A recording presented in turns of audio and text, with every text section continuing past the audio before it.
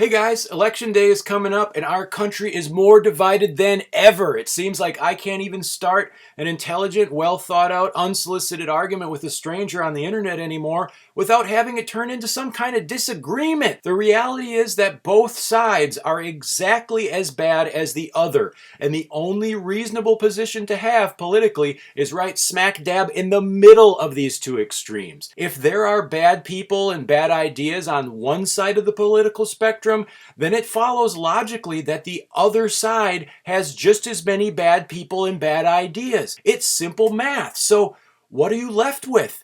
The middle, the place where reasonable people can come together to distance themselves from these extremes and just kind of chill out. So sit back and prepare yourself while I destroy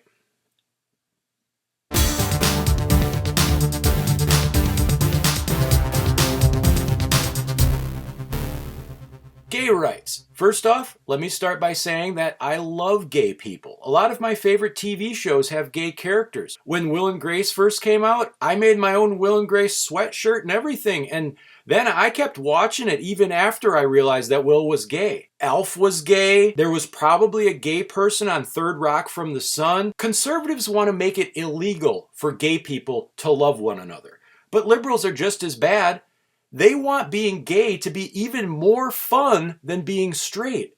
No thanks. Look, my moderate approach is this. You can be gay, you can have sex with someone of the same gender, but only if you're very horny. If you aren't that horny, just stay straight, okay? That's where all the boring bad sex is anyway. There's no reason for a man to go out and have sex with another man unless they're both really hot to trot. For example, two guys are gassing up their trucks at the gas station. One of the guys sees the other man's penis because he's wearing his shorts wrong, and then that man sees his penis because he forgot to hide it when he got out of his truck. So he nods at the other guy as if to say, "Hey bud, I'm horny as hell because of seeing your penis, and I'd love to dance." The flag. Conservatives think you should have to stand up whenever the flag sings. And liberals basically want to replace toilet paper with a big roll of flags. They think the only use for a flag is to clean up their own vomit after they puke from seeing a flag. And I get it, okay? Flags are dumb looking, but they also symbolize something that a lot of people respect, which is flags. Being a moderate, I'm not exactly a flag fucker, but I'm not going to burn a flag unless someone pays me good money to burn it, like $15. Healthcare.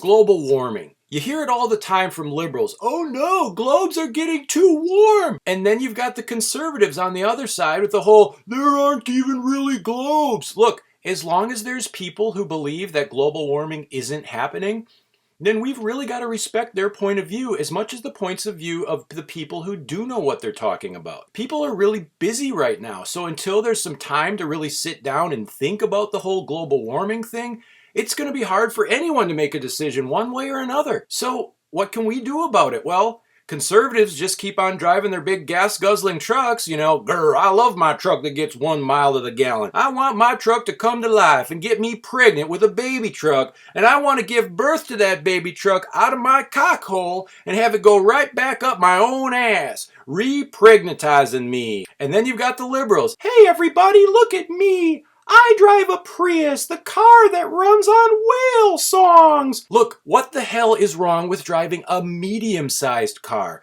like a Honda Element? That way, if global warming is real, you don't have to take much of the blame when the world dies because, hey, my car was only medium. But if global warming isn't real, you weren't driving around in a little tiny car like some kind of absolute piece of cowardly garbage. Women's rights. The way I look at the whole women's rights thing is this. There's probably always going to be women. So, do we want them to have rights? Yeah, but do we really want those rights to be that good? I don't feel that it's my place as a man to decide that for a woman. And I also don't feel that a woman should have to go through the trouble of deciding that for herself either. That's why we elect politicians. It makes it a lot easier if we only have to make decisions about something every couple of years than it is to have to make a whole bunch of decisions for ourselves all of the time. And I think the ladies are gonna have my back on that strong statement. Ring, ring. Hello? Oh, hi. It's the gun argument. The one thing that can make the whole country shit their pants in unison 100 times a day. Conservatives want everyone to have a machine gun so they can kill teenage burglars and charging rhinos with it. But liberals don't want people to be able to defend themselves with anything more dangerous than a pussy hat. Look, obviously all people should have guns, but I don't think it's any of my business to make that decision for them. What's wrong with something like half of people having guns, whether they want them or not, and then the other half of people having their guns taken away? That's 50-50. The law of averages. That's right down the middle. That's my moderate approach. Race. Economics. Now, I'm not going to claim to know how anything actually works, but what I can tell you is this. I'm just happy to make enough money to be able to support myself and come close to being able to feed my kids. So enough with the whole minimum wage, maximum wage. Hey, liberals, what about a most middle wage? An amount of money that everyone can agree is as middle as it should get. And don't get me started on the conservatives either. You guys complain all the time about how high your taxes are, but how else are we going to pay for the bloated bureaucracies and redundant agencies that we all rely on? Good luck living in a world without the Grain Inspection, Packers, and Stockyards Administration. You guys are all, don't tread on me, until you've got to come crawling to the Agency for Toxic Substances and Disease Registry to register a disease or whatever.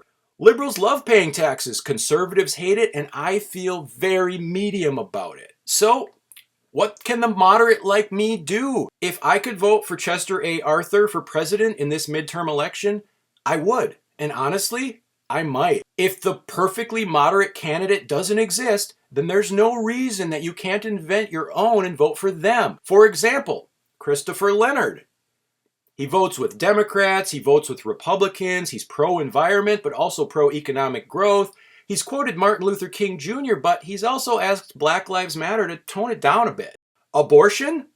Let's just say he has his personal views and political views which differ on the issue. So on paper, the guy is the ultimate middle-of-the-road candidate. Now, does it matter that he doesn't actually exist and that he's just a guy I made up? Only the election results will tell.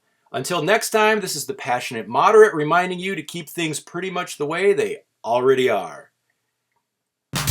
Sprots.org is home to the most moderate gear on the web. Pick yourself up a middle-of-the-road t-shirt, such as Are There Glory Holes for just holding hands? There's plenty of stuff I like about rakes, and there's plenty of stuff I don't. Reach for the sports. Dads, True Papa Johns, Slam Dunks, online banking, and many more.